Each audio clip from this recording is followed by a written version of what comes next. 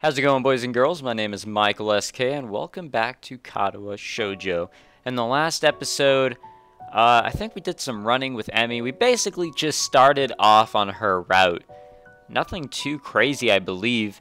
We're just hanging out with Emmy a little bit more, which I would expect since we're, in her route now. I actually wanted to see, we have 5 hours and 41 minutes of playtime, which is pretty lit, man. It's pretty lit. I feel like I've recorded for longer than that, but I think that's because of the rambling that I do. So, apologies for that one, but let us resume Katawa Shoujo here. I believe we actually went on a nice 4 a.m. walk. Not exactly a midnight walk, but close enough. I'm surprised at how chill the air is compared to the relative warmth of the day. I can almost see my breath as I wander the campus, waiting for the sun to come up or for me to fall asleep. At this point, either option works for me. I find myself at the track, where for the first time, Emmy's not out running. I suppose that makes sense. It's too early even for her. The bleacher seats are cold, but at this point, I welcome the sensation. The sun is starting to show its face over the horizon, and I know with an awful certainty that I'll get no more sleep tonight. The sun's steadily strengthening rays start to warm me up, and I watch the dew on the ground begin to steam slightly. I like how it's actually getting brighter here. It's my imagination. My mind calms down a little. Are we going to sleep? I guess we're going to sleep. Oh shit. I guess we were going to sleep, but not anymore. Someone's shaking me. Hey, wake up. I guess I fell asleep after all. What are you doing out here? You're gonna catch a cold or something. I rub my eyes and I am confronted by Emmy, who bends over with a worried expression. I'm still a little groggy, so my response comes out in a mumble. Couldn't sleep. Watch the sun come up. Sounds like something Rin would say. I shrug, feeling the stiffness that comes with sleeping on a bench for a few hours. Is it? I wouldn't know. Emmy grins a little at my somewhat cranky response. So, couldn't sleep, eh? Obviously, we need to run you harder today.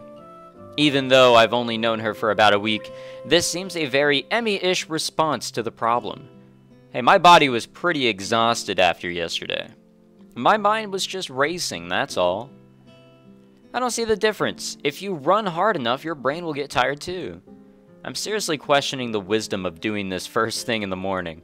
I don't know if my grades will be able to handle me tiring my brain out like that. Emmy pulls me from the bleachers with surprising strength for someone her size. Now come on, Hisao, we've got work to do. I don't actually know if I'm up to this today, to be honest.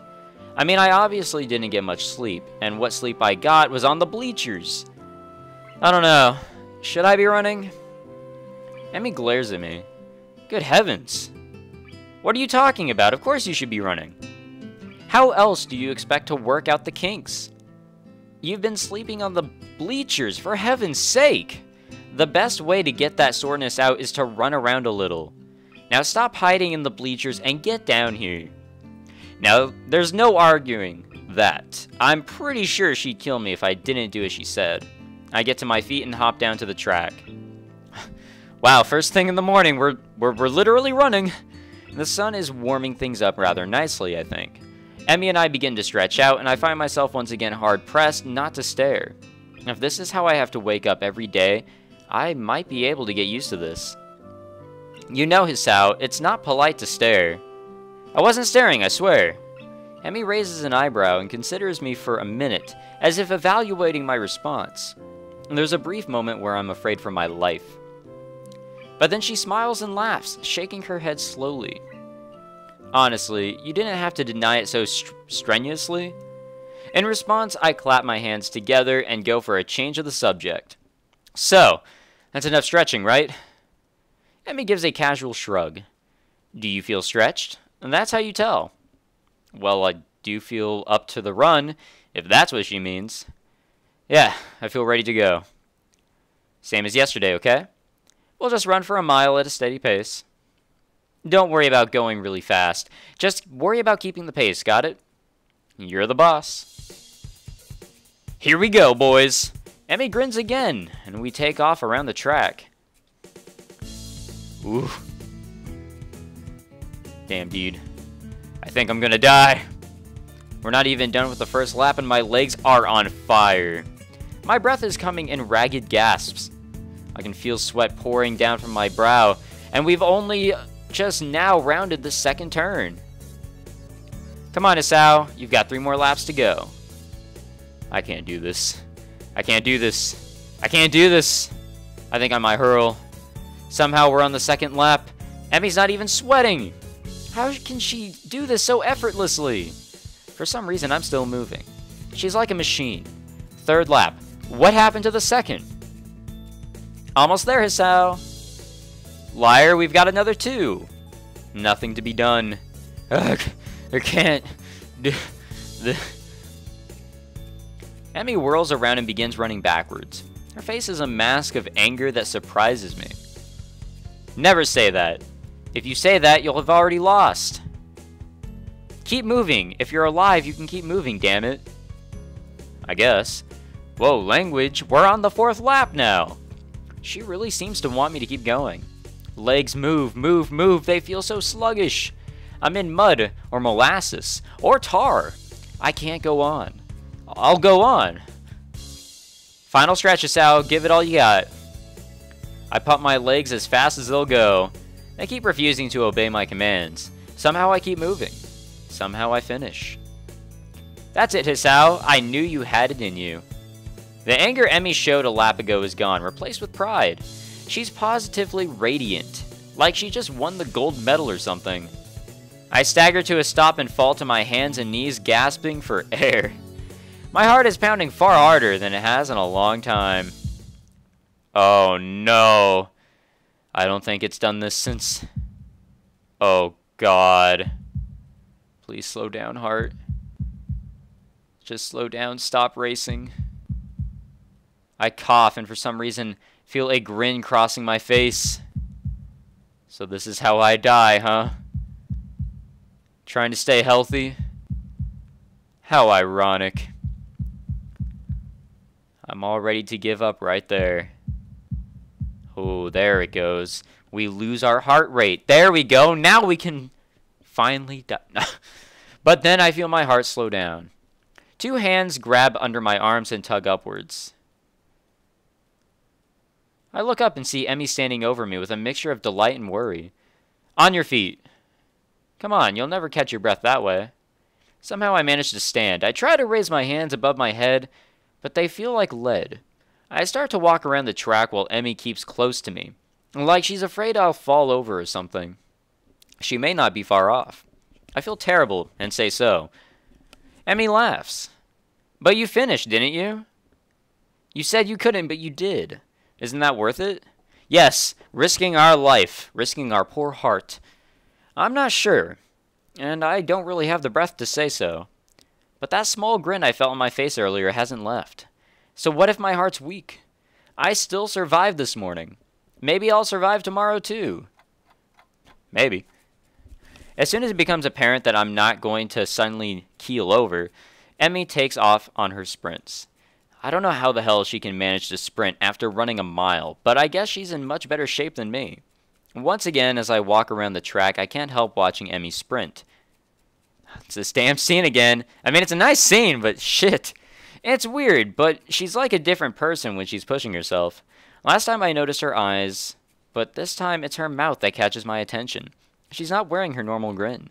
She's still smiling, but there's a tightness to it. It's almost grim, like she's fighting a losing battle but doesn't care.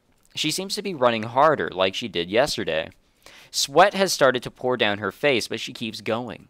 Her mouth finally opens as she can no longer get enough air through her nose.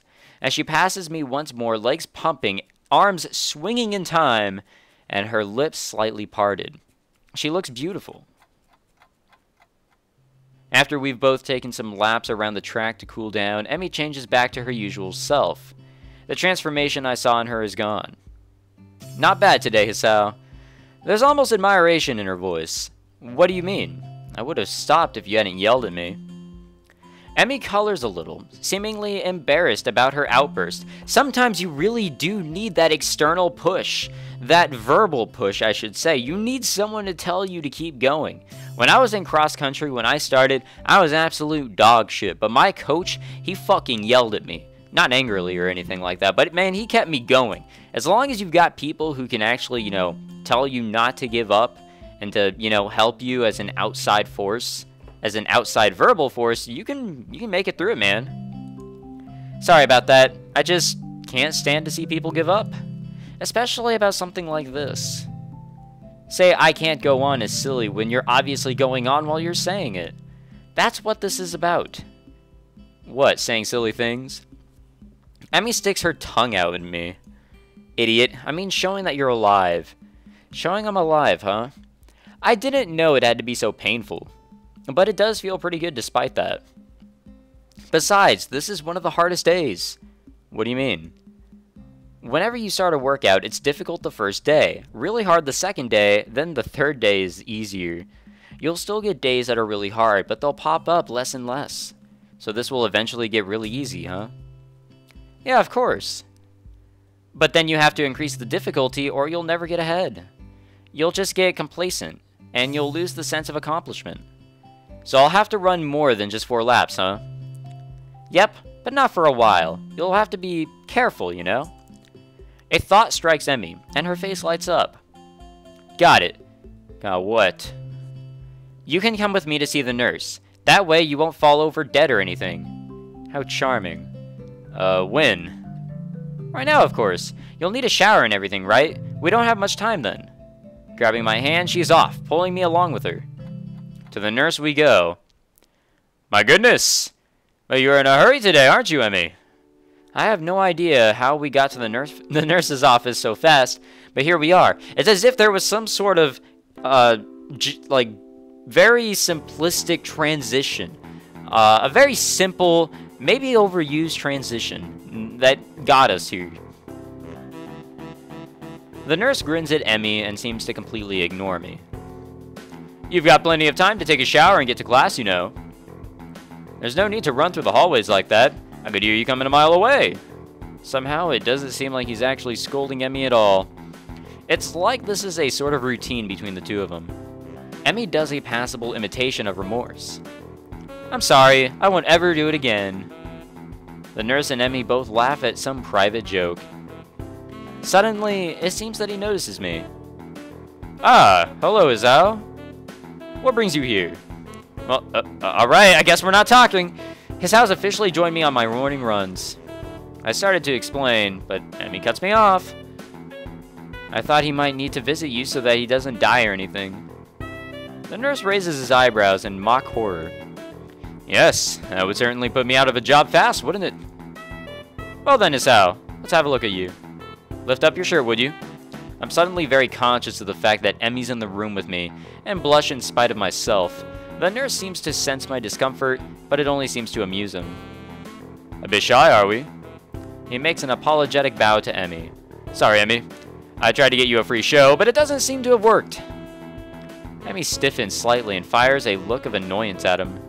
You're an asshole. Fuck, dude! Damn! Emmy bows to me apologetically. I'll wait outside, okay, Hisao? I begin to stammer that it's not really a big deal, but doesn't have to leave. Or, she doesn't have to leave, but she's already out the door, and the nurse is laughing as he watches her go. Still got it! Ha! I don't follow. He laughs again, like he's in some... It's like he's on some... or in on some jokes that's over my head. Sorry, I got a little tongue twisted there. I can still get her flustered. Flustered. Wow, alright, I am really tongue twisted. I can still get her flustered. It's a competition of sorts we've had going on for a while now. That sounds incredibly sinister to me, and it seems as if the nurse realizes that too. That sounded a lot worse than it actually is, come to think of it. I wasn't going to say anything. No, you're right. I should fill you in so we don't get the wrong idea, or that you don't get the wrong idea. I'm actually relatively new here, you see. I got hired on the same year Emmy started going here. Before that, I worked with Emmy during her initial rehab following her incident. Hold on, what? We had to amputate her legs after a really nasty car wreck. It nearly killed her and succeeded. He shuts up abruptly. I blink at receiving this unexpected piece of news. Well, that's not my place to say. Anyway, we've known each other for quite a while. So, we have a slightly more familiar relationship than it's strictly professional. He seems embarrassed, like he's done something stupid. I guess he's really worried about that. I wave a hand to let him know it's not a big deal. Don't worry, sir. I promise I'm going to be discreet. I had been wondering about what caused Emmy to lose her legs, and that was one of the scenarios I thought of. There were only so many ways that could have happened, but actually hearing about the facts is still a little shocking. To be honest, guys, I really do want to know about, what happened to Emmy, and maybe Hanako. Lily, I feel like she was born with her blindness, but who knows? Maybe she lost her eyesight. With Shizune, maybe she was born with the deafness, and then Rin, who knows?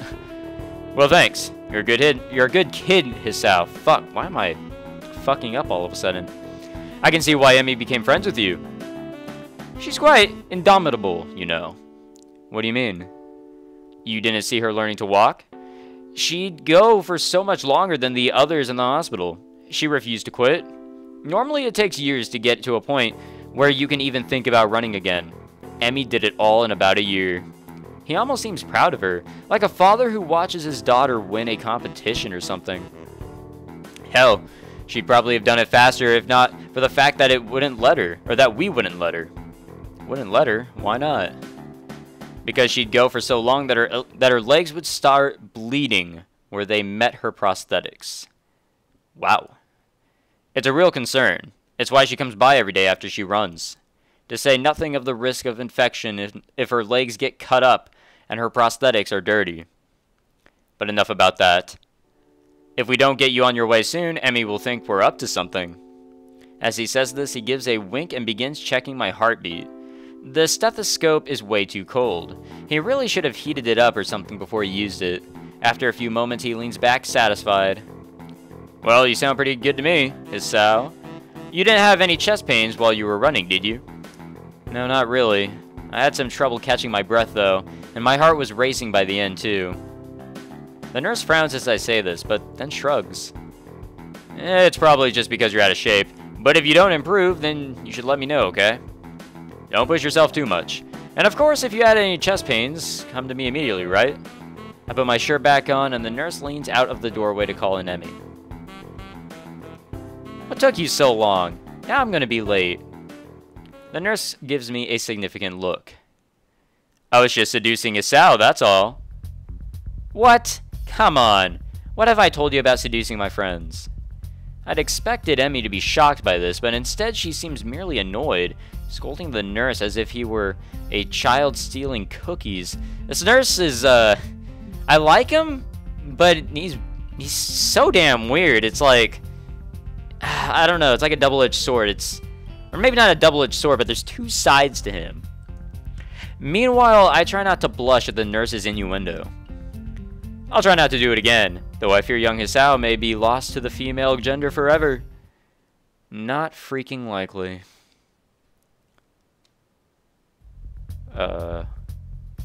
What? I didn't mean to say that out loud, but both the nurse and Emmy regard me for a moment before bursting into laughter again. Told you he was funny, didn't I? Huh. I guess Emmy does talk to the nurse about a lot of stuff. Well, Hisao, you should probably get moving. You still need a shower before class starts, don't you? Crap, he's got a point, and it looks like I've only got half an hour. Thanks for your time. I'll see you later, Emmy.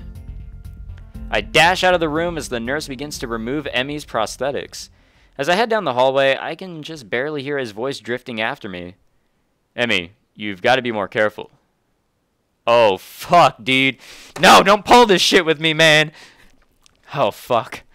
I make it back to my room and shower in record time. It occurs to me that I've already been up for 4 hours and class hasn't even started yet. This is going to be a really, really long day.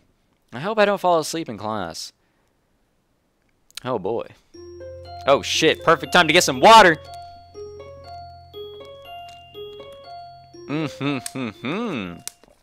Oh, my God.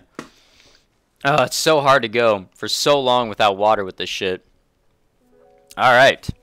The morning sunlight streaming through my window wakes me up instead of my alarm, and I realize that it must be Sunday. Emmy has kindly dined, whatever the word is, to give me weekends off for our morning runs. I don't actually know if I woke up at all yesterday, or if I just slept through the entire day. My legs groan in protest as I lever myself out of bed. All this running has really taken it out of me. Still, I can't deny that Emmy wasn't lying to me. It has gotten a little easier. I've been worried that the runs would start to wear on my nerves, but thus far I haven't minded them that much. Well, it's only been a week. I suppose there's plenty of time for me to start dreading the sound of my alarm in the morning. Not that I could ever skip out now. As Emmy said, it's harder to stop a routine when there's another person. And frankly, I don't think I'm equipped to deal with a disappointed Emmy. She'd probably give me one of those puppy dog eyes, and I'd feel terrible about myself. Which reminds me, wasn't I supposed to be somewhere today? Ooh, the track meet! Hey, you're coming to my track meet on Sunday, right? What am I talking about? Of course you are. Right? Those puppy dog eyes again. Of course I'm going! I owe you, right? Exactly, so don't forget, okay? Ooh, crap, Emmy's track meet. I better get a move on if I don't want to miss her running, since she's the only reason I'm even considering going. Otherwise, it would defeat the whole purpose of going. To the track meet we go! And so I soon find myself quite suddenly surrounded by a crowd of people, all turning out to see our track team compete with another school like this one. Another disabled school? The fuck? I'll admit it, it's almost comforting to know we're not the only school like this. After you see that there can be 2 schools with a bunch of defective kids, well, stop feeling so defective. You also stop feeling unique, which in most cases would be a bad thing, but in this case, it sure as hell isn't. And that's part of Yamaku's appeal, I guess. Learn that you're not unique. Hell, learn there's a lot of others who would kill to be saddled with your problem instead of whatever they're dealing with. Some of the kids here aren't here because they're missing a leg or they have a heart condition. Some of them might be here because they're as good as dead in 2, maybe 3 years if they're lucky. And that's only if they get the right sort of care. It's a bitter sort of comfort to be able to say, well, at least I've got a chance of being alive through college, but there it is. I'm brought out of my rather morbid musings by the appearance of Rin near the entrance to the bleachers. You came. Of course, I said I would, didn't I? That doesn't necessarily imply that you had to follow through. Lots of people say things and they don't mean them. Well, I don't. Rin shrugs, seemingly bored with our conversation. She turns on her heel and heads back toward the stands. I owe Emmy money now. Why's that? I didn't think you'd show up. Emmy did. So I owe her 500 yen. It's about $5, right? You two bet an awful lot, don't you? Another shrug from an armless companion, or from my armless companion. I don't think so. We enter the bleachers and Rin nods upwards. Up there. I came out to see if you'd come. For the bet, I presume. Rin leads the way, and soon we've settled down on an almost empty bench. What the who the hell's this? There's an older woman sitting next to Rin, someone's mother, I assume. She's got rather long hair done up in a braid. On seeing Rin, she gives her an oddly familiar-seeming grin. Well, this is surprising. I thought you went to get a snack, not a boy. Huh? A snack? I wonder why I was down there. The woman laughs, again in a way that seems familiar. Where have I seen her before? Well, I suppose you've always been one to go out for one thing and bring back another. But I'm being rude. I haven't introduced myself. I'm Miyako Ibara. I'm not even gonna try. Emmy's mother. Pleased to meet you. Well, that explains it. She's like a taller, older, and better endowed Emmy. Apart from her hair being a darker shade than Emmy's, there's really no mistaking the resemblance. Sorry, I'm Hisao Nakai. And really, you don't have to apologize for not introducing yourself, Mrs. Ibarazaki? We'll run with that. That's really Rin's job in this situation, isn't it? Another laugh from Emi's mother. I take it you've not known Rin for that long, then. It's best not to expect her to remember something like that. She's got other things to think about, I assume. Rin nods, seeming pleased by this assessment. She's right. I was thinking about sunsets. Oh. You see, it's really up to us to make introductions and the like. For lack of any better response, I nod. Mrs. Ibarazaki leans back a little on her seat and raises an eyebrow. So, how long have you and Rin been dating? My response consists of silence as my brain suddenly lurches into gear. But just before I can begin to utter a hastily babbled explanation, Emi's mother bursts into laughter again. Ha! You're a blusher, aren't you? I don't know if there's any way to keep my dignity in this situation, so I settle for a mumbled response. Maybe. So this must be a new romance then, mustn't it? Wait, that's not a question that... Another laugh. I know, but it's funny to watch you squirm. I'm sorry, forgive an old woman her amusements. Old woman? She sure doesn't look that old to me. Clearly, Emi gets her youthful features from her mother. I suppose I can let it go. How kind of you. It's starting. Oh, here we go. Here we go, boys. Alright, I think we'll stop it here. I feel like we've got some suspense coming up to this, so we'll end it here. Why not? We're on track meeting. Ooh. Not just track meet, but track meeting. That sounds crazy. Alright, thank you for watching, guys. I hope you enjoyed this episode of Katawa Shoujo. If you did, please leave a like and subscribe for more. I will see you guys in the next episode.